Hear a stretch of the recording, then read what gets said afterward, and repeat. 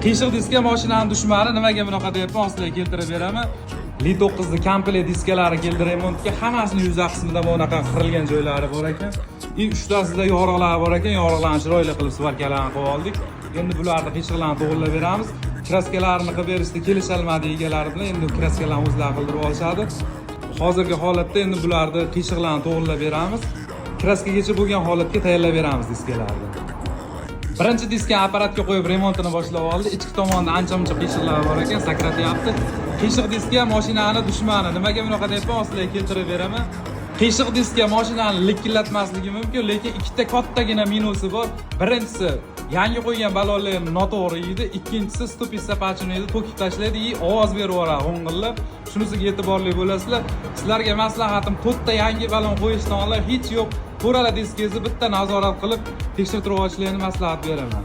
Birinchi diskamiz ham remonti bo'ldi. Diskamiz tayyor holatda. Aynalishlar juda ham tekis, chiroyli bo'ldi mana. Bu ikkinchi diskamiz svarka qilinmagani, buni ham ichki tomonida sakrash bor ekan, yama ko'rgan ekan.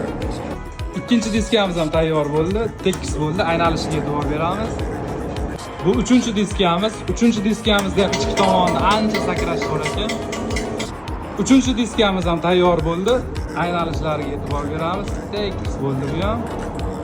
Bu to'rtinchi diskamiz. To'rtinchi diskamizda ham ichki tomonida sakrash bor ekan. Va nihoyat to'rtinchi diskamiz ham remonti bo'ldi. Aynalishlari tekis bo'ldi mana. Qilingan svarkalarni chaqlab chiroyli qilib tekis qilib qo'ydik.